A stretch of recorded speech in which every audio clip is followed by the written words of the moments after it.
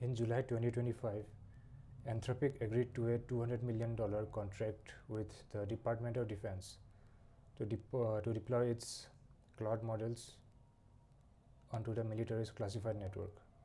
And this was the first time that a frontier AI lab allowed its most powerful AI models to be used in a high security military environment. So the main use cases included target analysis,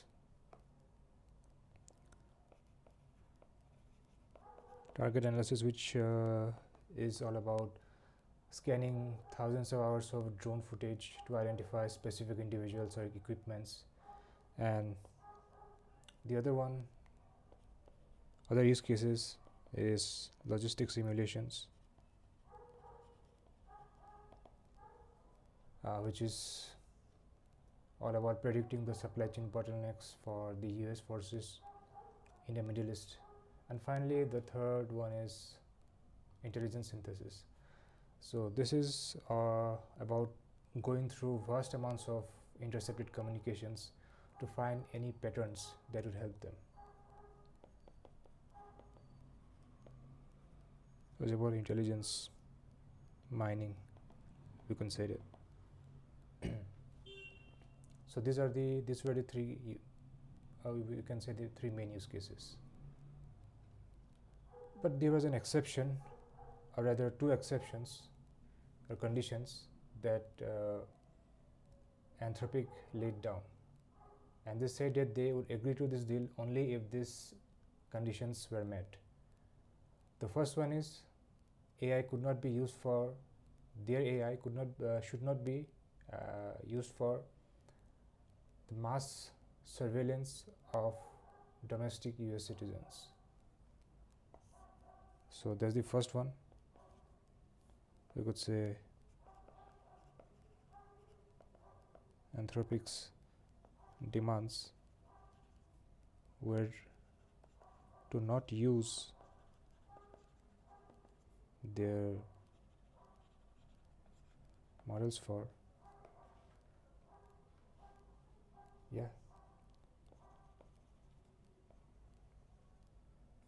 mass surveillance. Like by mass surveillance, they mean domestic US citizens. Obviously, it's open game for other countries. And the second one is it should not be used in fully autonomous lethal weapons.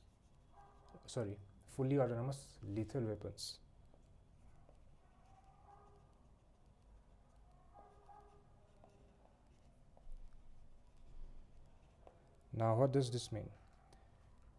Fully autonomous lethal weapons, it means that any weapon that autonomously makes decisions whether to kill someone or not without any human intervention. So there is no human making the final decision whether to kill this person or not. The AI itself is doing this. So Anthropic says that their model should not be used for any kind of such systems. So if these two conditions are met, they are willing to work with the Department of Defense. So these are the two exceptions. Apart from that, they could be used for anything else regarding the defense of the United States. And these are implemented through something that Anthropic calls the constitutional AI. So what is this constitutional AI? I think it's important for you to understand this before we move on further. So without going into the technicalities about the workings of constitutional AI, think of it as a set of constitutions, a set of rules and regulations, some norms that needs to be maintained while answering the questions or answering the queries by the AI model. Just like a country has a constitution. A country has a constitution. So if certain events happen, what does the court do? What does the judges do? They evaluate any situation based on the laws or the standards that has been written in the Constitution. And if that act goes against that Constitution, it is deemed as wrong. So that's what happens in a nation. Similarly, Anthropic has its own constitution. So what happens is that whenever a user gives a prompt, suppose this is the initial user prompt. Suppose I say, can you help me hack my friend's phone?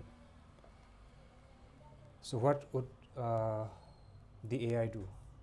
So their first answer would most likely be their initial answer. I would say I'll name it as answer 1, would be to give me some details about how to hack this thing. But this is not going to be the final output. It will now evaluate this answer. Now there will be some other prompt.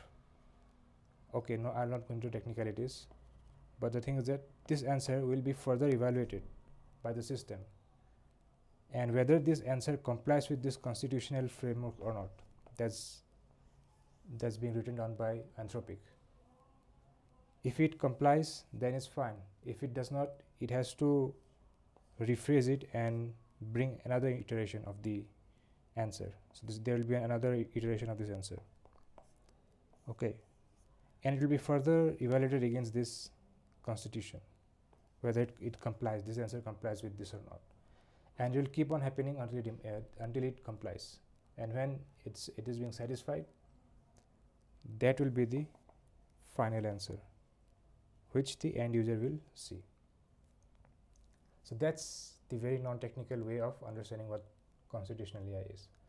So again, questions like how can I hack my friend's phone, how to make a bomb, those kind of questions, it won't be answered by AI. Why? Because it goes against the Constitution. So in a nutshell, in a very non-technical way, that's what constitutional AI is. Now, what's the issue with this? So for the most part, as I've said, this deal took place in July of 2025. And for a while, there was no issue with it. Things were going all right. But as per my research, what I found was that this issue surfaced around February 2026, maybe probably at the beginning of 2026. That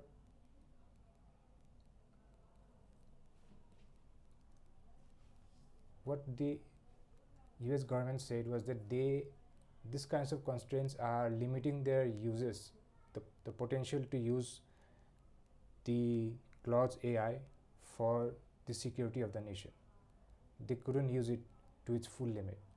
So in order to protect the nation, they need to have full access to the full capabilities of Anthropic's models. So they wanted Anthropic, so the US government, particularly speaking the Pentagon, they wanted Anthropic to remove all these guardrails. I mean, by guardrails, I mean the constitutional AI, that it should not be constrained by any limits. So they wanted unfettered access to the models. But what Anthropic did was that they did not accept that.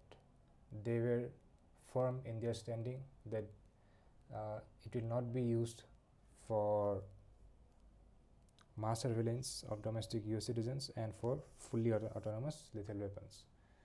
They stood firm in their stance. So far I talked about US govs with the guardrails. So once Anthropic refused to accept the terms, what the US government did next was that they labeled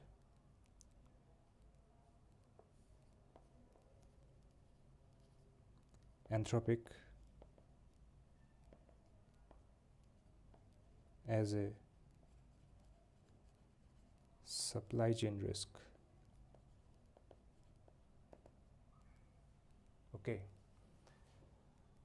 Now, supply chain risk is a term that is mostly used to label foreign companies that operate within USA, and those companies that the USA has found out to be threatening to the country. One example would be Huawei, which is a Chinese company, and there were concerns that Huawei is using their hardware to collect data and send it back to China. So in a way, they're collecting intel from the US and sending it back to China. So I think it was labeled as a supply chain risk. So that's an example of labeling a company as supply chain risk. So far, only foreign companies have been given this label. But Anthropic was the first company based in USA, founded in USA, that was given this label, that they were a supply chain risk. So in a way, they were saying that Anthropic is a threat to America's national security. So what happened next? So let me talk. Okay, we already talked about supply chain risk. So some more details about what does supply chain risk include. So it has that.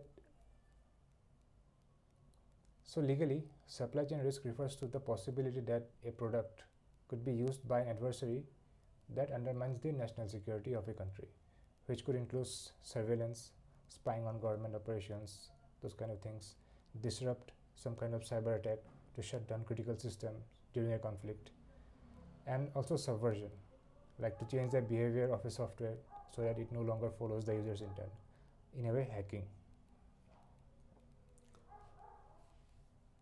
Okay. So by labeling Anthropic as a risk, the government were saying that the company's policies, by policies I mean the constitutional AI, which refused to help with autonomous killing, it made the tool unreliable for the military specific mission.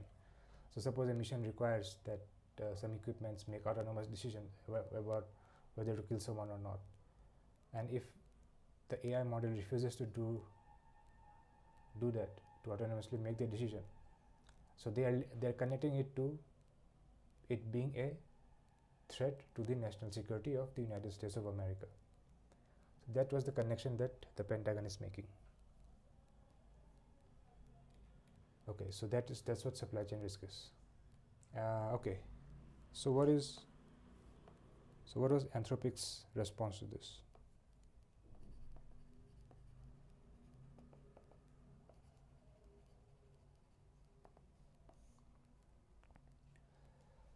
So all this happened around the 27th of February 2026. So soon after, in early March 2026, Anthropic filed a lawsuit against the US government to overturn this supply chain risk designation. So what they said, that they argued that the US government is trying to punish them for implementing those rules.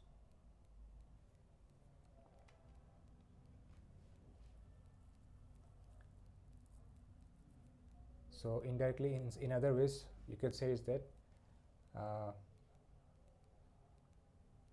okay, let's not do this. Let's continue.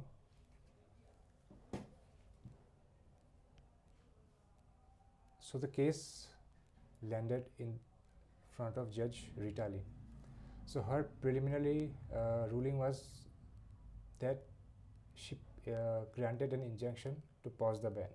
That means, in simple terms, to undo the ban, by stating that the government had failed to provide any evidence that Anthropic's software was technically compromised by a foreign power.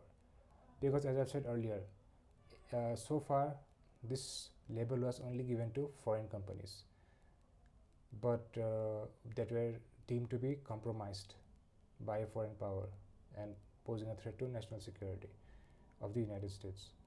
But In case of Anthropic, the Judge Lin, mentioned that the government had failed to provide any evidence that shows that Anthropic was compromised by a foreign power.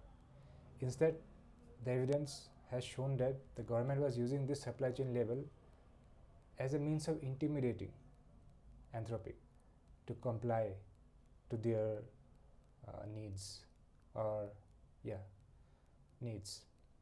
So what they're trying to do is that what Pentagon is trying to do with Anthropic is that, okay, if you want to remove all the guardrails, your constitutional AI, whatever you call it, we are going to label you supply chain risk. Now what happens if you successfully do this? The first thing is that no federal agencies can use your tools. So this removes a considerable chunk of revenue from Anthropic's total revenue. And the second thing is that government contractors, private government contractors, who are not government agencies but they are private agencies which work as a contractor for the US government, such as Palantir. They also use cloud.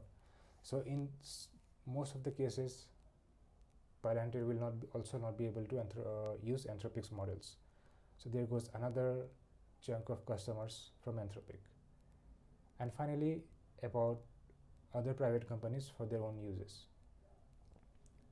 Technically they can, it's not illegal for them to use Anthropic's models. But the thing is that there is a stigma associated with it.